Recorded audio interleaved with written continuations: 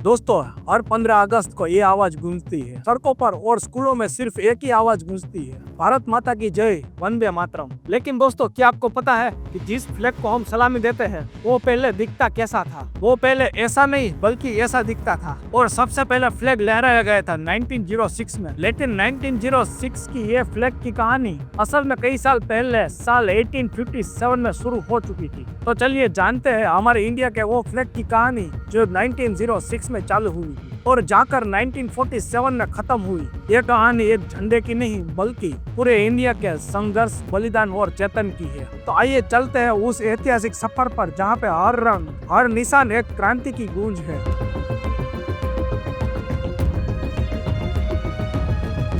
जय हिंद दोस्तों, स्वागत है आप सभी का हमारे न्यू वीडियो में। जैसे हर कहानी की शुरुआत होती है वैसे ही हमारे इंडिया के फ्लैग की कहानी की शुरुआत हुई 1857 की क्रांति से। दोस्तों, कोई राष्ट्रध्वज नहीं था लेकिन आजादी की चाह हर दिल में थी। प्रधानमंत्री जवाहरलाल नेहरू ने यह कहा था कि एक ध्वज यानी झंडा न सिर्फ हमारी स्वतंत्रता है बल्कि देशवासियों की स्वतंत्रता का प्रतीक है। भारत का पहला ध्वज 1904 से 1906 के बीच स्वामी विवेकानंद की एक आयरिश यानी वेदिता ने बनाया था, जिनको भगिनी निवेदिता के नाम से भी जाना जाता था। और इस ध्वज में दो रंग थे, लाल और पीला। पीले रंग से बंगाली भाषा में लिखा गया वंदे मातरम। तब यह झंडा एक निशान नहीं था बल्कि एक वादा था, हमारे पास भी एक दिन असली ध्वज होगा।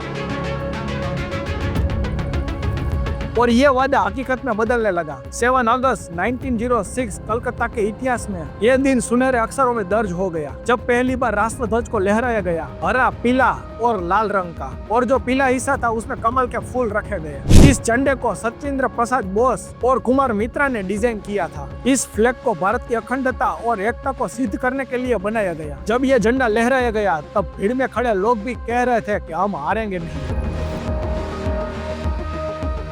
1906 में कलकत्ता में पहला राष्ट्रीय ध्वज लहराने के बाद अब यह लहर रुकने वाली नहीं थी। और उसके एक साल बाद 1907 में पेरिस में विदेश की धरती पर भारतीय क्रांतिकारी एकजुट हुए। इस 1907 के फ्लैग को मैडम भिखाजी कामा, विनायक दामोदर सावरकर, जिनको हम वीर सावरकर के नाम से जानते हैं, और श्यामजी कृष्ण वर्मा ने डिजाइन किया था। और इन सभी के दिल में एक ही सपना था कि भारत की आजादी हो। और इन भारतीय क्रांतिकारियों ने हरा, पीला और लाल रंग का झंडा बनाया और इसमें कमल, सूरज और गरुड़ का चित्र रखा गया। जब यह ध्वज विदेशी धरती पर लहराया गया तब दूर बैठे भारतीय लोगों में एक आजादी की उम्मीद दौड़ गई। लेकिन जो 1907 में जो पेरिस में ध्वज लहराया गया था वो विदेशी धरती पर भारतीय भावना का प्रतीक था। लेकिन भारत के भीतर के आंदोलन को एक सिंबल चाहिए था, एक ऐसा फ्लैग जो ब्रिटिश रूल्स के भीतर रहते हुए भी आजादी की चिंगारी जलाए। और उसके बाद 1917 में एक आंदोलन के दौरान होम रूल मूवमेंट का ध्वज तैयार किया गया और इस ध्वज को बाल गंगाधर तिलक ने डिजाइन किया था, जिस फ्लैग के सिर पर यूनियन जैक था। यह यूनियन जैक कोई ब्रिटिश लॉयल्टी का प्रतीक नहीं था बल्कि एक पॉलिटिक्स स्ट्रेटजी थी, ये दिखाने के लिए कि भारत अभी भी एम्पायर का हिस्सा है लेकिन अपनी शर्तों पर। और इस फ्लैग में यूनियन जैक के नीचे सप्तऋषि मंडल, 7 स्टार, यह भारतीय ज्योतिष, सांस्कृतिक विरासत और भारतीय ज्ञान परंपरा का प्रतीक है। इस ध्वज में कुल 9 क्षैतिज पट्टियां थी, जिसमें से 5 पट्टियां लाल जो बलिदान और क्रांतिकारी ऊर्जा का संकेत था, और जो 4 पट्टियां हरी थी वो आस, समृद्धि और कृषि की जीवन रेखा थी। अब सवाल ये आता है कि भारत की आजादी का फ्लैग और उसमें अंग्रेजों का ध्वज क्यों? असल में सोची समझी चाल थी। ब्रिटिश सरकार ने इसे देखा तो उन्हें लगा कि जैसे इंडिया खुलकर कह रहा हो कि हम तुम्हारे हुक्म मान भी रहे हैं और हमारी बड़ी पहचान भी बना रहे हैं। इंडिया के फ्लैग में ब्रिटिश का फ्लैग इसलिए लगाया गया कि जब कोई व्यक्ति रैली या हिम्मत दिखाए तो ब्रिटिश लोग उसे रोकने के भी हिम्मत नहीं करते थे। यहाँ से एक नया संदेश गया, भारत अब खुलकर बोल रहा है, हम वफादार प्रजा नहीं है बल्कि हम जाग चुके नागरिक है। हमारी आंखें अब पूरी तरीके से खुल चुकी है कि कैसे ब्रिटिश को हैंडल करना है। और ध्वज ये कह रहा था कि हम सिर्फ सपने नहीं देख रहे हैं बल्कि हम रणनीति बना रहे हैं। लोग जानते थे ये रास्ता लंबा है लेकिन हम ध्वज गिरने नहीं देंगे।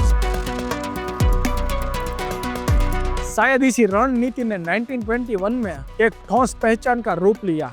विजयवाड़ा पिंगली वेंकैया गांधी जी के सामने ध्वज लेकर आए और इस ध्वज का पूरा डिजाइन पिंगली वेंकैया ने किया था, जिस ध्वज में सफेद, हरे और लाल रंग को शामिल किया गया था। सफेद रंग शांति का प्रतीक है, हरा रंग मुसलमानों का और लाल रंग हिंदुओं का और सिख समुदायों का प्रतिनिधित्व करता है। और पूरे ध्वज के बीच में जो चरखा लगाया गया वो गरीब की रोजी रोटी और आत्मनिर्भरता का प्रतीक है।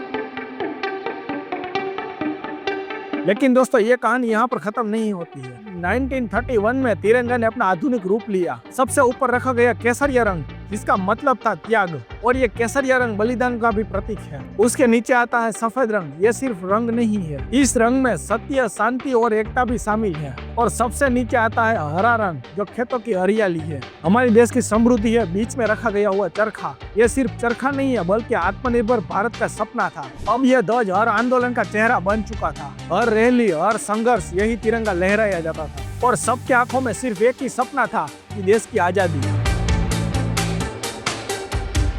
और बाद में वही दिन आया जिसका इंतजार सालों से था। 15 अगस्त 1947 मध्य रात्रि में हमारा देश आजाद हुआ और तिरंगे को राष्ट्रध्वज घोषित किया गया। और जो तिरंगे में चरखा था उसकी जगह पे आया अशोक चक्र, जैसे 24 तीलियों वाला धर्म चक्र हो। और 1947 में एक बड़ी सी समिति बनाई गई जो डॉक्टर राजेंद्र प्रसाद के अध्यक्षता में बनाई गई और इस समिति को झंडा समिति कहा गया।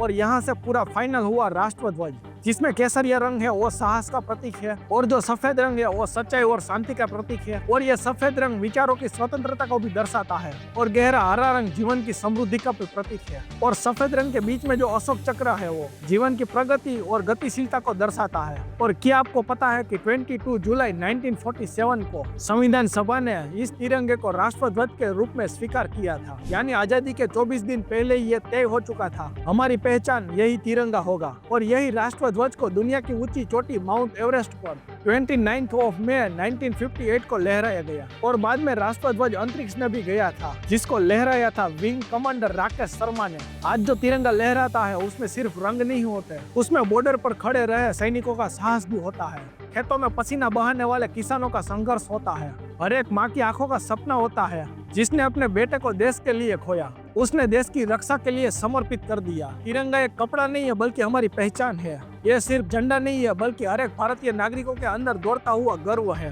ये राष्ट्रीय ध्वज की जो मैंने जानकारी दी अगर आपको अच्छी लगी हो तो कमेंट में जय भारत या वंदे मातरम जरूर लिख देना। तो दोस्तों मिलते हैं नए और एक टॉपिक के साथ, तब तक के लिए जय हिंद।